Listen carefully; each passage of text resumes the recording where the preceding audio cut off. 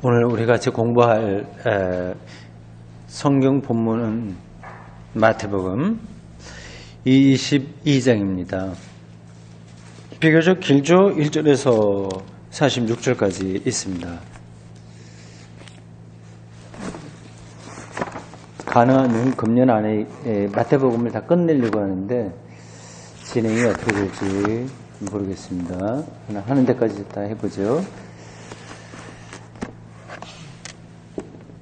예수님의 공생애에서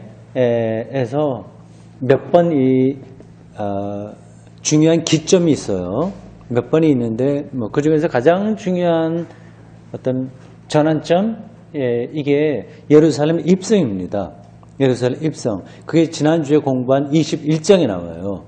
그러니까 이 마태복음 전체 28장 중에서 21장이 어떤 분기점이라고 했어요. 그 전과 이후로 나눌 수 있어요.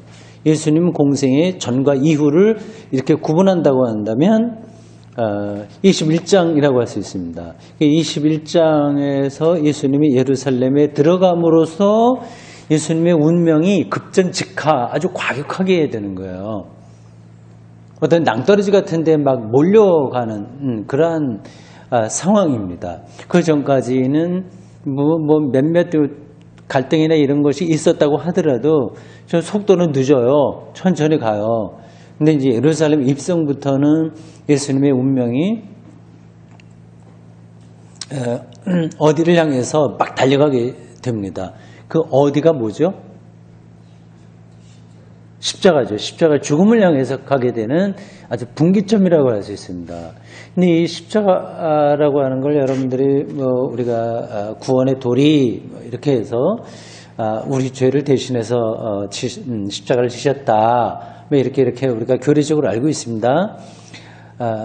그걸 조금 더 실질적으로 이해를 하셔야 돼요. 십자가로 예수님이 처형을 당하신 것은 거기 어떤 과정이 있어요. 갑자기 십자가를 죽지 않습니다. 그 과정이라고 하는 건 어떤 걸까요? 예수님과 어디하고 충돌이에요. 싸움이에요. 싸움. 주로 유대교 지도자들, 바리새인들, 서기관들, 제사장들, 이런 사람들, 율법학자들, 아까 서기관 율법학자들, 사두개인들도 나오죠. 이런 사람들, 그러니까 유대교를 총칭합니다. 그들과 이제 싸우는 거예요. 결국 이제 십자가를 지신 거죠. 그 싸움에서 예수님이 이긴 거예요, 진 거예요? 진 거죠, 예. 물론 거기에는 로마 총독의 결정적인 역할이 있었습니다만 그것도 다 유대교 지도자들이 이제 같이 협력해서 그런 일을 하게 된 거예요. 그러니까 십자가로 향해서 가게 되는 그 과정에서 계속 충돌, 싸움이 있었다, 논쟁이 계속 있었다고 하는 겁니다. 예수님이 이 논쟁을 하지 않았으면 십자가의 죽음은 없어요. 그냥 가는 겁니다. 괜찮았어요. 예수님이 왜 그렇게 결과가 십자가로 갈지 모른다고 하는 것을 알았을 텐데도 그 논쟁을 피하지 않으셨을까? 그런 궁금증이 들어요. 아직 예수님 젊잖아요. 나이가 30대 초반인데 그럼 아직까지 자기 후계자도 세우지 못했고요. 종교적인 어떤 틀 같은 것도 아직 세우지 못하고 말하자면 이제 우리로 말하자면 교회를 개척해서 이제 사람들도 별로 모이지 않고 자립도 안 하고 그런 상태란 말이에요.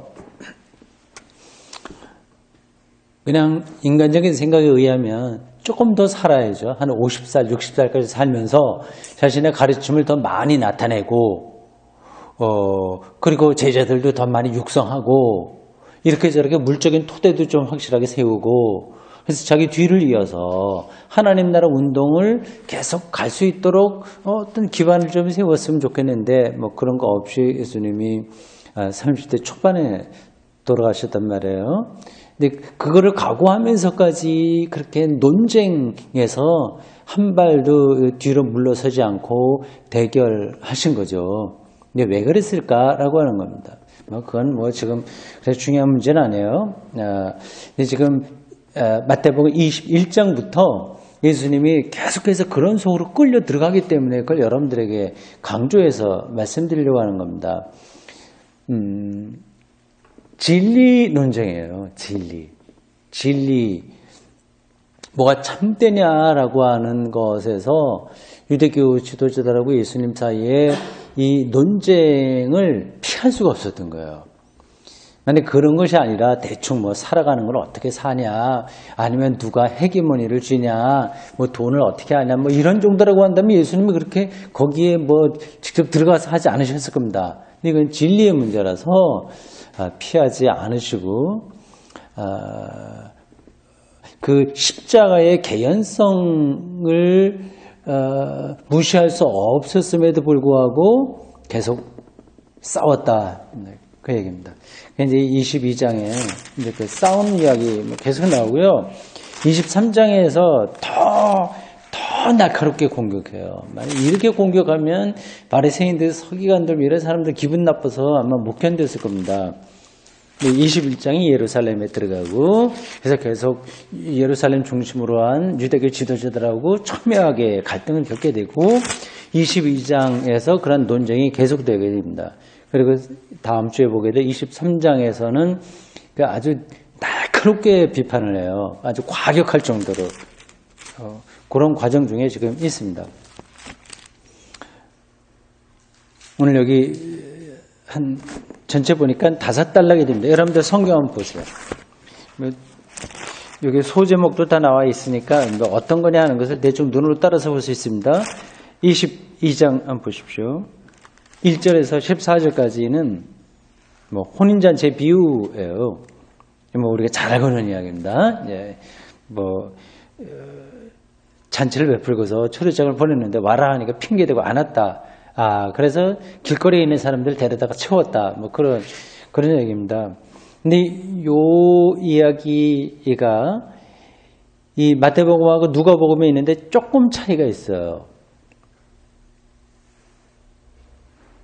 일단 이걸 한번 읽어보죠. 1절부터 14절까지 교독하겠습니다. 한번 내용을 잘 기억해 두면서 한번 읽어보세요. 이따가 이 누가복음하고 좀 비교해서 보도록 하겠습니다. 예수께서 다시 비유로 대답하여 이르시되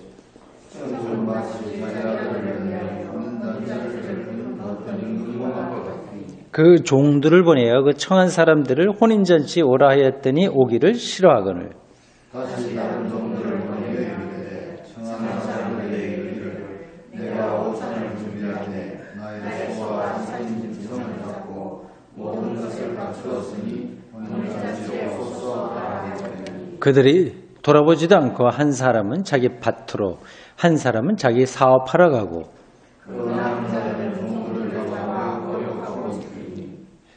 임금이 노하여 군대를 보내어 그 살인한 자들을 진멸하고 그 동네를 불사르고 이에 종들에게 이르되 혼인잔치는 준비되었으나 청한 사람들은 떠나지 아니하니 네거리 길에 가서 사람을 만나는 대로 혼인잔치에 청하여 오라 한대 종들이 일어나가 간단히 하는 자랑 한간을 들어오고 또 비대오니 혼인잔치에 손님들이 가득한지라. 임금이 손님들을 보러 들어올새 거기서 예복을 입지 않은 한 사람을 보고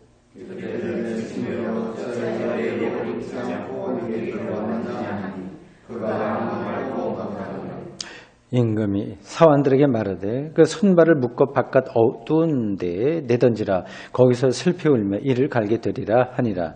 청함을 받는 자님한테 택함을 입은 자는 적으니라. 아멘. 예, 결론은 14절입니다. 근데 이 진행 과정을 보면 누가복음하고 조금씩 차이가 있어요. 이 마태복음이 굉장히 과격하게 썼어요. 과격하게. 누가복음을 한번 가봅시다. 14장 15절입니다.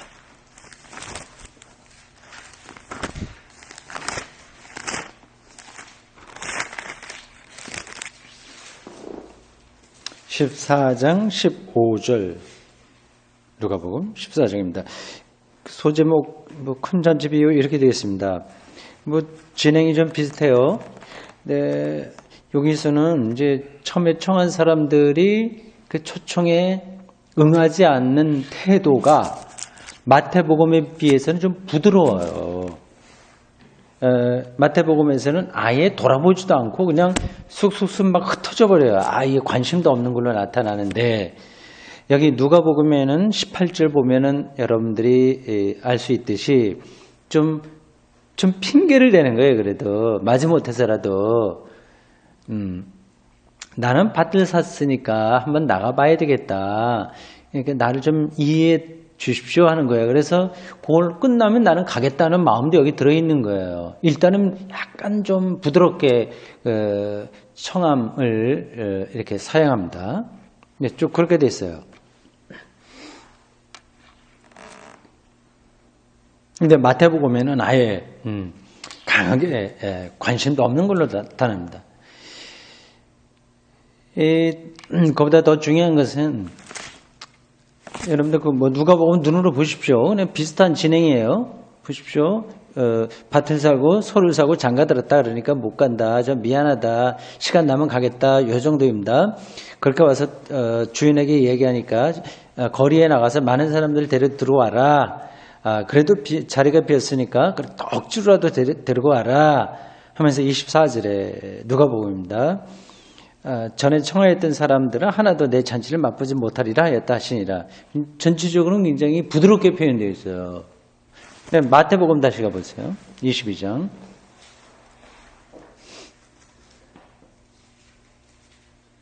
아까 말씀드린 대로 아예 돌아보지도 않고 완전히 모른 체 하는 사람들입니다. 그래 두 군데가 누가복음에 없는 이야기가 나와요. 두 군데가.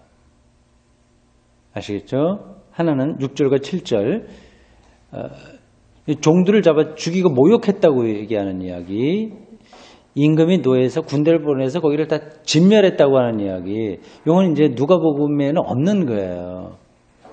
이제 그러니까 마태복음이 기록될 때 어떤 상황이 여기에 개입됐다고 볼 수 있습니다. 하여튼 그걸 강조하고 있는 거예요.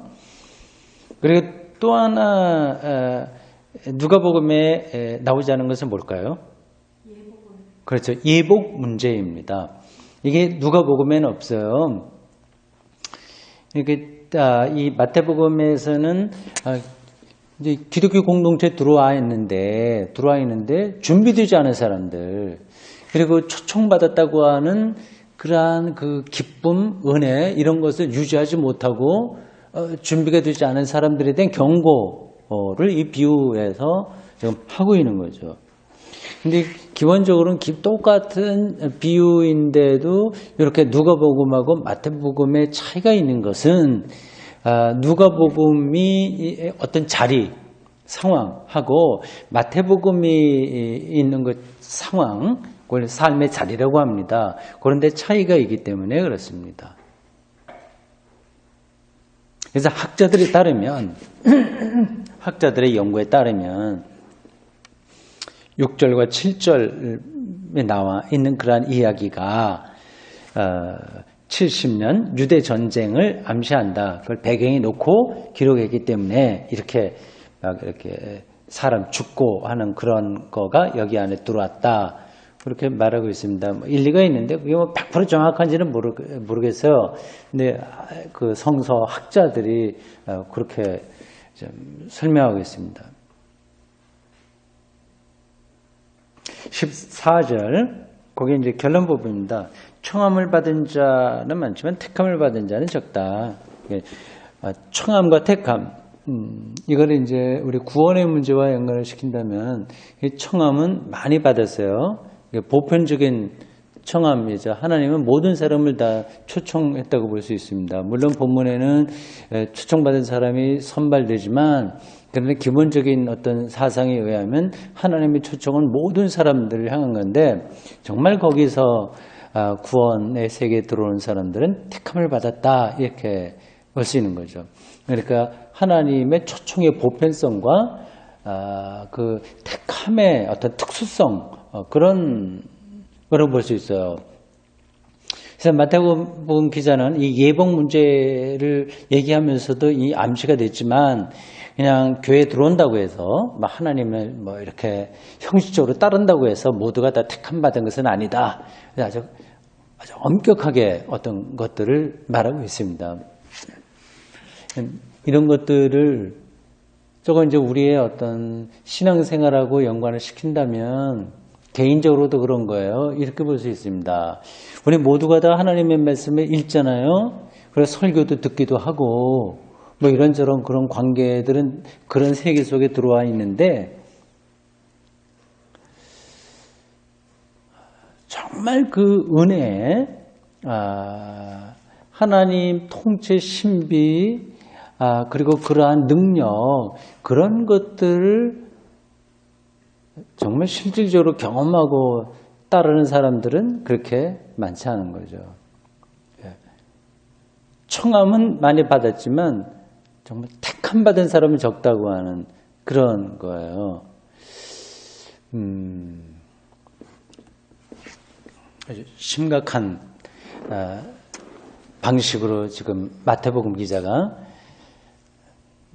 그 당시 그 교회 신자들에게 좀 말하고 있습니다. 혼인잔치 비유했어요. 자, 두 번째 단락 15절에서 22절입니다. 세금 문제예요. 세금 문제. 같이 한번 교독해서 읽어보겠습니다. 이에 바리새인들이 가서 어떻게 하면 예수를 말에 올매에 걸리게 할까 상의하고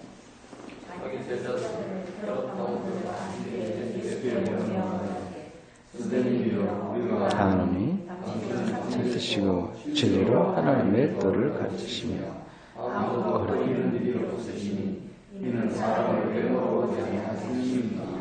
그러면 당신의 생각에는 어떠한지 우리에게 이르소서. 가이사에게 세금을 바치는 것이 옳으니까 옳지 아니하니까 하니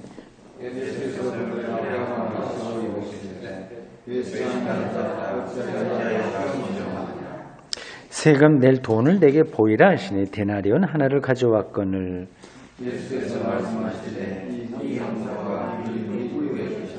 이르되 가이사의 것이니이다. 이에 이르시되 그런즉 가이사의 것은 가이사에게 하나님의 것은 하나님께 바치라 하시니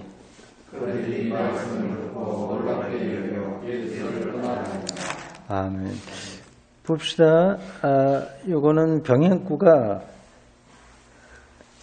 병행구절이 마가복음에도 있고 누가복음에도 있는 거예요. 공간복음에 다 나오는 이야기입니다.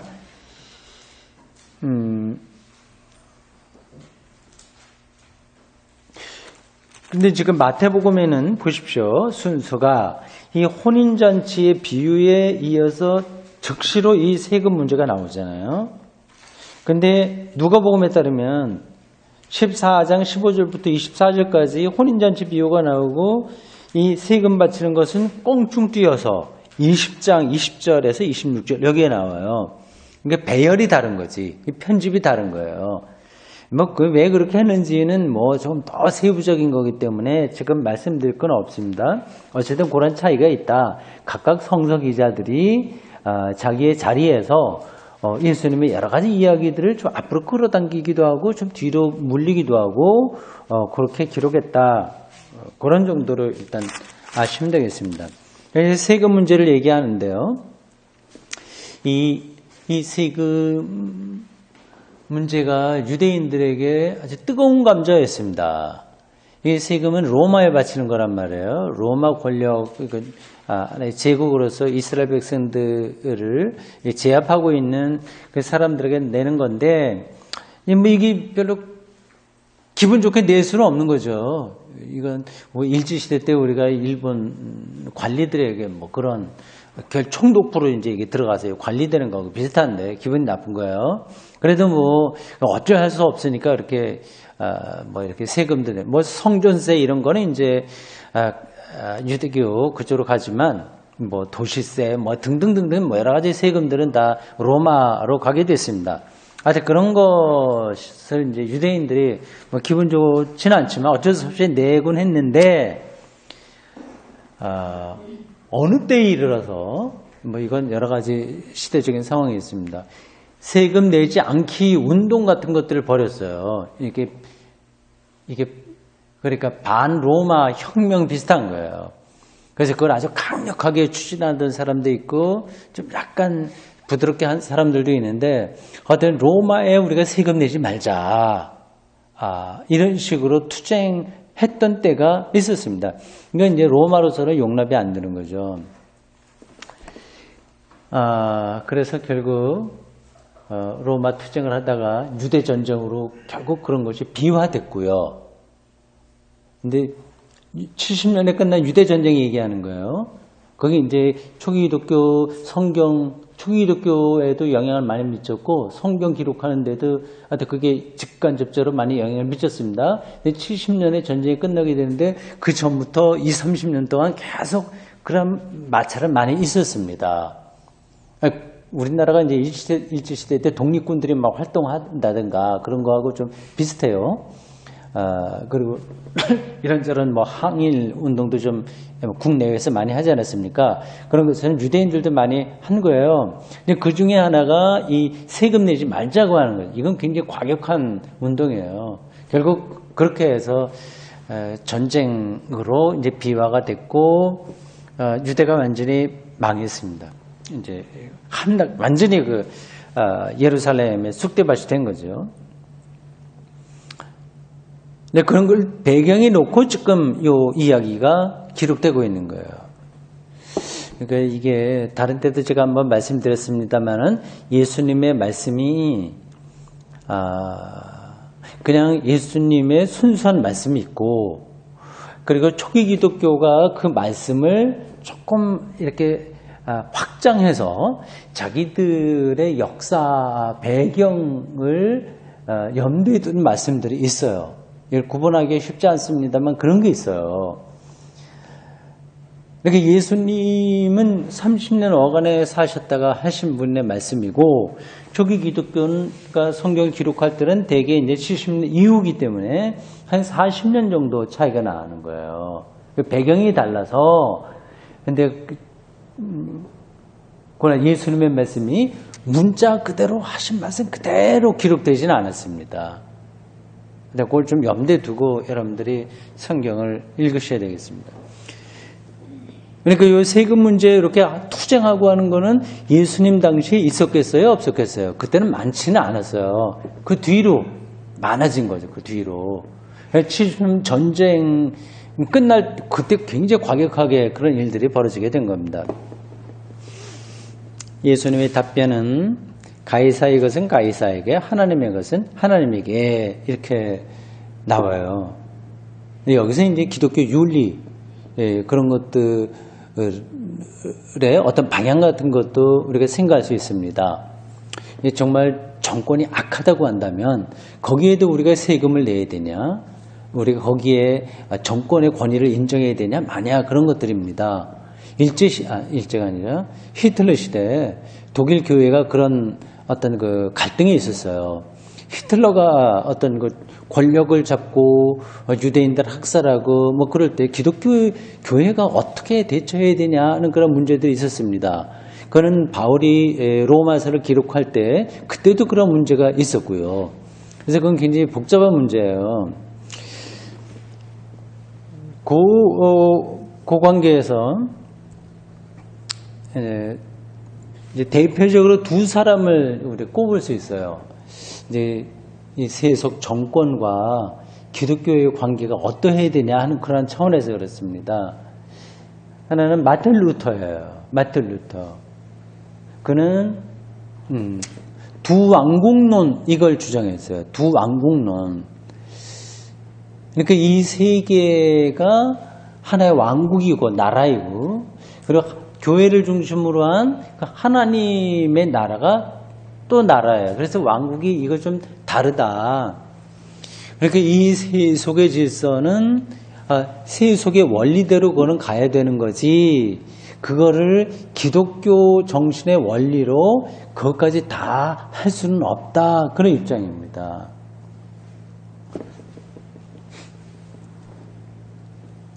뭐 예를 들자면 이런 거예요. 성경에는 예수님이 원수까지 어떻게 하라고 그래요? 사랑하라고 하는데 그게 세속 질서에서 그 가능한 얘기예요? 안 되잖아요. 그러니까 뭐 그런 예를 들기 시작하면 끝이 없이 많습니다. 여기 어떤 아주 독실한 기독교인 판사나 검사가 있다고 합시다. 이제 하나님 말씀대로 살려고 그렇게 최선으로 살려고 하는 사람인데 어떤 살인 강도가 왔어. 그 사람을 법대로 하려고 한다면 뭐 10년, 20년 이렇게 감옥에 넣든지 심한 경우에는 뭐 사형까지도 갈 수 있겠죠. 그런데 이제 이 사람이 하나님의 말씀대로 산다고 해서 뭐 원수를 사랑하라라든지 뭐 오른뺨을 치는 사람에게 왼뺨도 대라 이제 그런 것들을 문자적으로 다 적용해서 처리할 수는 없단 말이에요. 그러니까 법은 법이니까 이 세상의 질서는 질서니까 그 방식대로 이러한 것들을 처리해야 된다고 하는 거죠. 그래서 마틴 루터는 그런 이 영주들을 중심으로 한 세속 질서, 그 방식으로 돌아가게 해야지 거기에까지 교회가 개입해서 이렇쿵저렇쿵 얘기하는 것은 문제가 있다. 뭐 그런 쪽으로 좀 좀 보수적이에요 입장이 마틴 루터는. 그러니까 세속 정권을 그냥 인정하는 거죠. 이제 이런 것에 비해서 민조가 가장 과격하게 그걸 반대했어요.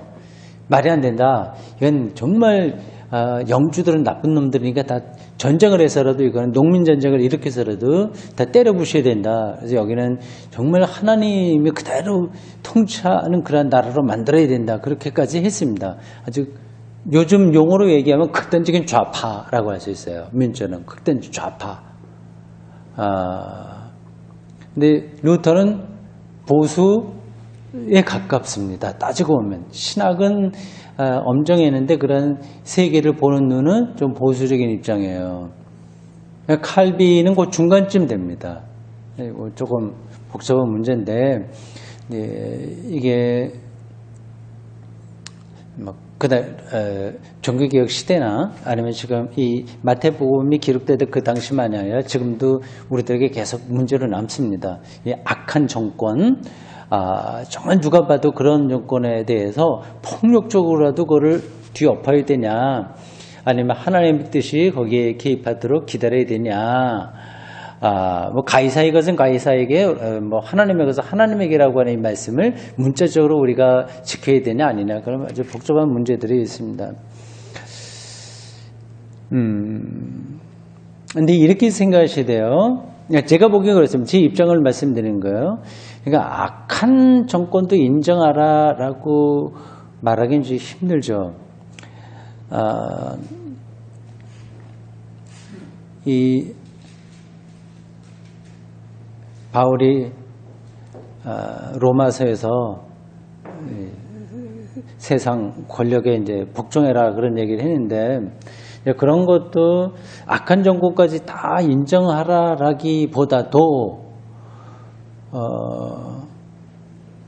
이 세상의 어떤 질서를 유지하고 있는 어떤 힘, 이런 것들이 이게 완전히 그런 것이 없어 붕괴돼서 아주 카오스와 같은 상태가 되는 것보다는 낫다. 그러니까 악한 것을 막기 위해서 착을 선택하는 것이 옳다는 그런 입장이지 않나, 제가 보기엔 그렇습니다. 근데 이건 굉장히 좀 한두 마디로 끊어내기가 참 힘드네요. 그래도 하나만 더 예를 들겠습니다.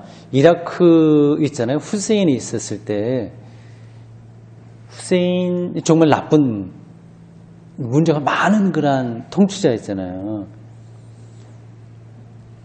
근데 미국이 이제 이라크 전쟁을 일으켜서 그를 몰아냈단 말이에요. 거기에 이제 여러 가지 이유를 대서. 그러면 후세인이 물러나게 되면 정말 아주 독재자였었는데, 그럼 이라크가 그 방식으로 더 좋아졌냐? 그렇지는 또 않은 거란 말이에요. 그러니까 무정부 상태에 빠지는 것보다는 악한 정권이라도 그 질서를 유지하고 있는 게 기독교인들에게 낫다, 그런 입장으로 이 바울도 로마서에서 권세에 복종하라, 소극적으로 그렇게 이야기한 것이 아닐까 생각이 듭니다. 하여튼 이건 뭐 굉장히 좀 우리가 대처하기 힘든 문제라서 한두 마디로 끊어서 이야기하기 힘듭니다. 계속해서 요즘도 윤리학자들이 연구하고 있는 그런 부분입니다. 자, 그럼 셋째 단락은 이거 넘어가도록 하겠습니다. 얼마 전에 제가 설교한 본문이에요. 예. 자식 없이 죽었을 때 형제들이 나중에 이제 다 부활 때 누구의 아내가 되겠냐, 뭐 이런 것들이에요. 거기서 결론은 32절입니다. 한번 보세요. 32절. 나는 아브라함의 하나님이요, 이삭의 하나님이요, 야곱의 하나님으로다 하신 것을 읽어보지 못하였느냐. 하나님은 죽은 자의 하나님이 아니요 살아있는 자의 하나님이시니라 하시니. 그것에 대해서 제가 설교 때 좀 자세하게 말씀드렸습니다. 기억하실까요? 그 설교를? 이게 무슨 뜻인가라고 하는 거예요. 이게 사실은 말장난처럼 들려요, 그죠? 말장난. 하나님은 죽은 자의 하나님이 아니요 살아있는 자의 하나님이시니라 그런 거예요. 그러니까 지금 아브라함, 이삭, 야곱 뭐 죽지 않았다 이제 그 얘기거든요. 살아있는 사람의 하나님이니까 바로 그 족장들 이런 사람들 살아있다. 이건 모세의 그 호렙산 이야기를 통해서 하신 말씀이에요. 기억하시는지 모르겠습니다만 요 말의 뜻은 다음이라고 제가 설명을 했어요. 제가 정확하게 기억하는지 모르겠습니다만은 하여튼 제 기억에 남는 게 이거예요. 우리는 지금 죽었다 살았다고 하는 것을 우리의 기준으로 자꾸만 생각하는 거예요. 뭘 숨을 쉬고 먹고 자식을 낳고 이렇게 사는 거, 이런 것만 살아있는 걸로 생각한다면 이제 이런 말씀이 이해가 안 되는 겁니다. 살아있다고 하는 것은 하나님 안에 있다고 하는 뜻이에요. 생명이, 하나님은 생명이고 생명의 주인이기 때문에. 그러니까 우리가 이런 단백질로 된 이런 피, 이런 걸로 된, 이 몸으로 된 거, 그리고 가족 관계라든지 이런 관계, 이런 게 모든 게 해체된다고 하더라도 하나님의 안에 있으면 그게 살아있다고 하는 거죠. 그 차원으로 우리가 생명이라고 하는 것을 열지 않으면 이런 말씀들은 좀 말장난이 될 수 있어요. 아니, 어떻게 우리가 죽어서 땅속에 들어가는데 어떻게 산 거냐. 그거는 우리가 또다시 이런 몸으로 살아나서 부활하는 거를 얘기하지 않냐. 그렇게 믿어도 좋긴 합니다. 그러나 이건 더 근원적인 것을 얘기하는 거예요. 우리 몸이 다 해체돼서 원소가 된다고 하더라도 하나님 안에 있으면 그게 정말 살아있는 거다. 그쪽으로 여러분들이 생각을 하셔야 됩니다. 그래야지 성서의 세계가 눈에 들어오게 될 거예요.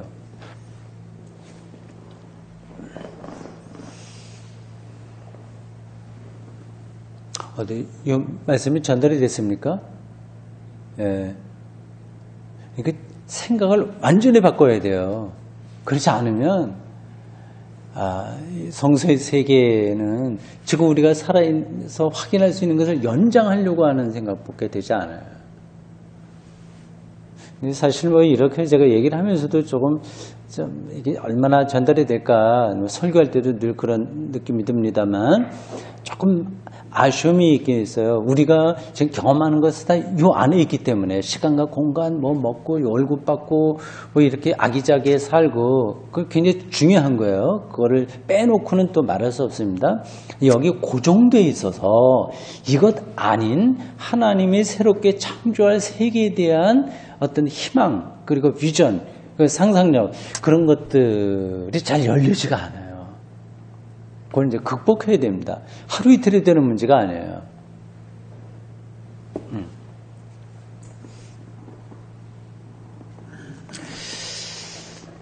자, 네 번째 단락 34절부터 40절까지입니다.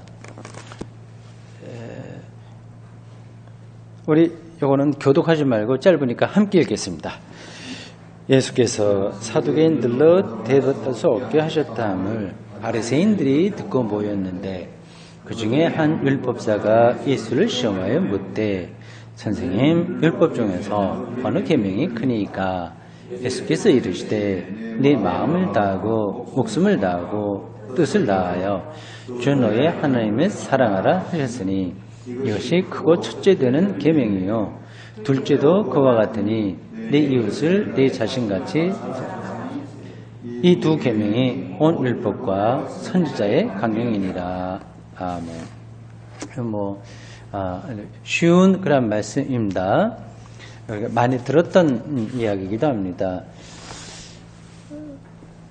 그래서 두 가지가 가장 중요하다고 얘기했어요. 하나님을 그리고 최선을 다해서 사랑하는 것, 그리고 이웃을 이렇게 사랑하는 것, 이게 모든 율법과 선지자의 명령이다고 하는 겁니다.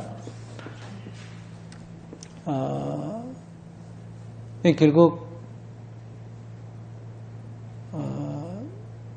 율법의 문제예요. 그러니까 예수님이 십자가로 가기까지의 그 과정에 계속 투쟁이었다고 했는데 논쟁, 과격하게 되기도 하고 그렇게 됐다고 하는데 거기서의 요인, 그 요인의 하나가 율법을 어떻게 다 여기느냐 하는 그러한 거였습니다. 그러니까 모세가 한 이야기를 유대인들은 그대로 고지식하게 그대로 믿고 따르고 있는데 예수님은 더 그 율법의 본질로 들어가 버린 거예요. 그 형식이 절대적이라고 생각한 사람들에게 아니야. 그 본질을 봐야 돼. 이렇게 얘기하니까 좀 당황스러운 거죠. 그래서 계속 갈등이 좀 심해진 겁니다. 근데 예수님께서 율법 자체를 무시하셨을까요? 그렇지 않습니다. 이게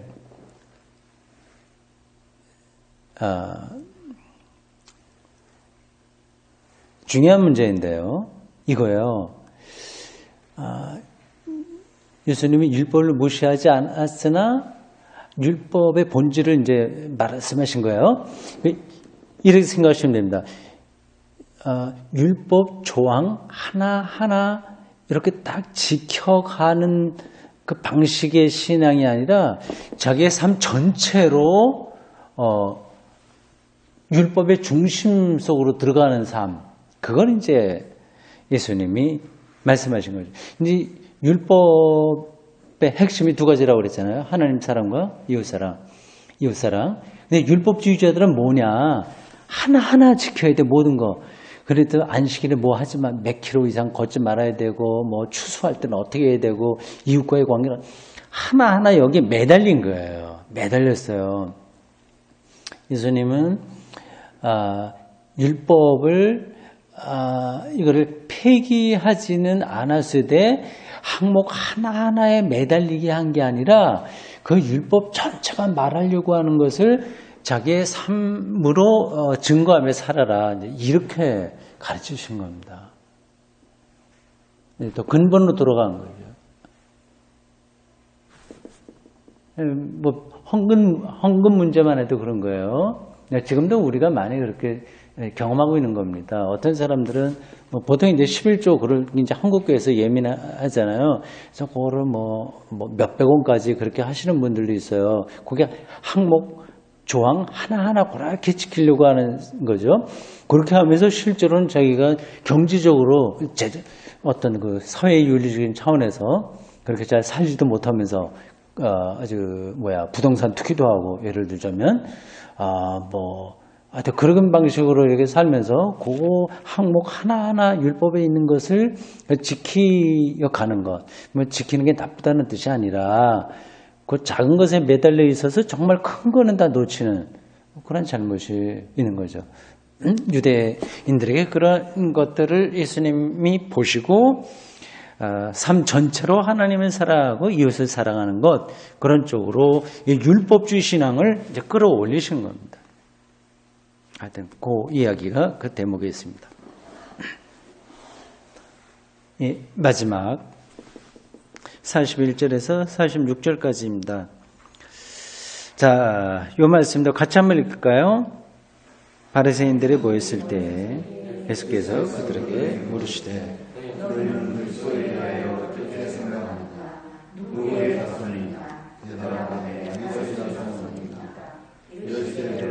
다윗이 성령이 감동되어 어찌 그리스도를 주라 칭하여 말하되 주께서 내 주께 이르시되 내가 네 원수를 네 발 아래 둘 때까지 내 우편에 앉아 있으라 하셨도다 하였느냐. 다윗이 그리스도를 주라 칭하였은즉 어찌 그의 자손이 되겠느냐 하시니 한마디도 능히 대답하는 자가 없고 그로부터 감히 그에게 묻는 자도 없더라. 아멘.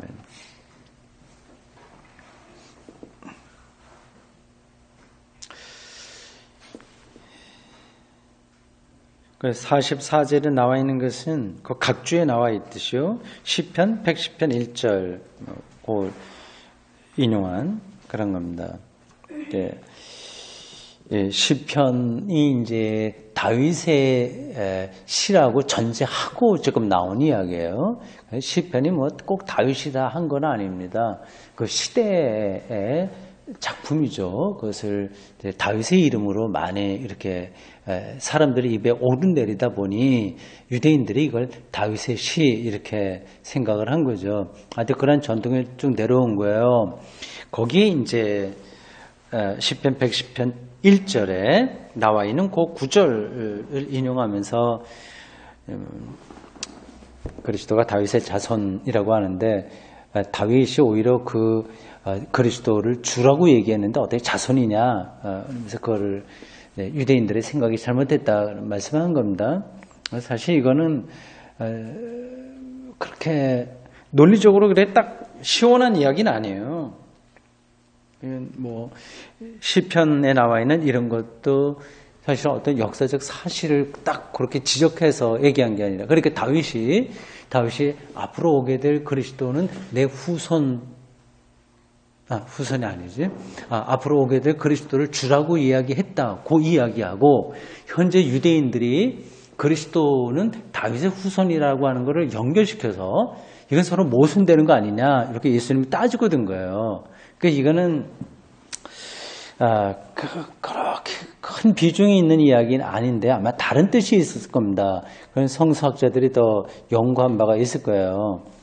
그건 내가 뭐 충분하게 알지 못하기 때문에 더 이상 말씀드리지 않겠습니다. 근데 이 이야기를 통해서 오늘 마태복음 기자가 말하려고 하는 것은 46절이에요.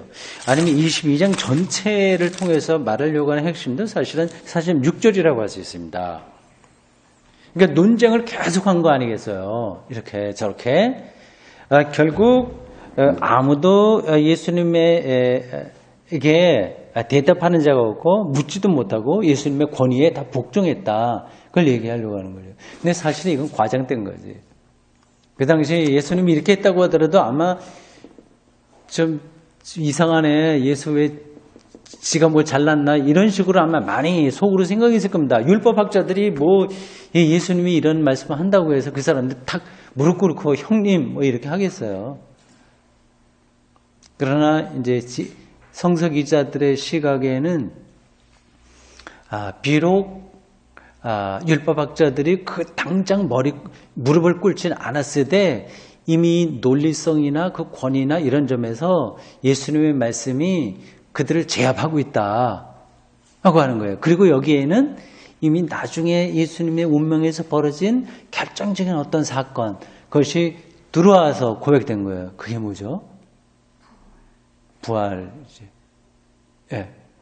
그는 아주 근원적인 생명이기 때문에 종말에 일어나게 될 원초적 생명 그리고 궁극적 생명 전혀 우리가 이 땅에서 그 유사한 것을 찾아볼 수 없는 그러한 생명 충만감, 그런 것을 예수님에게서 경험한 사람들의 눈에 이렇게 보이는 거지. 아무도 그에게 묻는 자가 없을 정도의 영적인 권위를 이 제자들은 예수님에게서 본 거예요. 근데 이건 객관적인 사실 아니에요. 신문기자가 봤다면 그 사실을 이렇게 쓰지 않습니다. 오히려 예수님이 초라하게 돼. 말씀이. 이건 신앙적인 시각이 있는 거예요.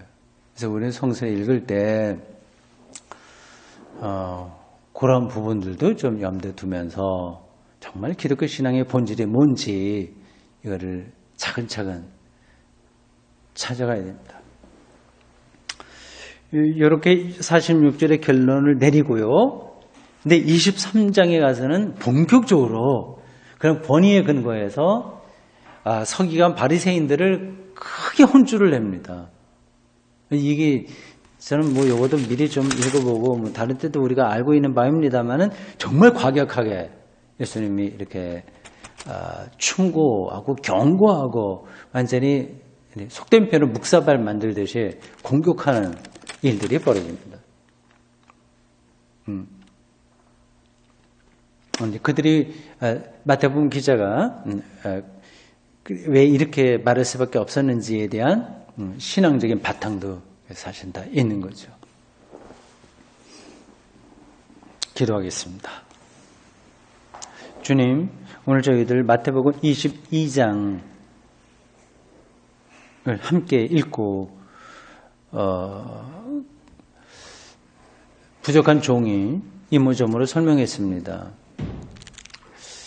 2000년 전에 마태의에서 기록되고 또 교회가 2000년 동안 잘 보존한 이 말씀을 우리가 이렇게 2000년이 지나서 읽을 수 있다니 얼마나 놀랍고 신비롭고 행복한 일인지 모르겠습니다. 우리는 이 마태복음 기자의 시각을 통해서 예수님이 누구인지를 간접적으로 경험했습니다. 예수님의 부활 사건을 통하여 모든 율법의 권위를 가지고 있던 사람들이 한마디도 대답하지 못하는 영적인 권위가 예수님에게 있었다고 하는 사실을 봅니다. 주님, 우리의 삶도 여기 기웃 저기 기웃 노심초사 할 게 아니라 온전히 예수 그리스도의 영적인 권위에 그의 십자가와 부활에 다 맡기고 살아가는 저희들 되도록 인도해 주십시오. 금년 한 해도 이제 한 달여밖에 남겨놓지 않고 있습니다. 남은 시간 동안 우리들의 모든 삶들이 우리 신앙을 포함하여 주님 안에서 더 풍요로워지도록 좋은 결실이 맺어지도록 인도해 주십시오. 우리 교우들 중에 이런저런 어려움을 당한 이들도 있고 수술한 딸도 있고 또 젊은이들 앞으로 진로의 문제로 염려하기도 합니다. 하나님께서 선하게 인도해 주십시오. 예수님의 이름으로 기도합니다. 아멘. 네, 고맙습니다.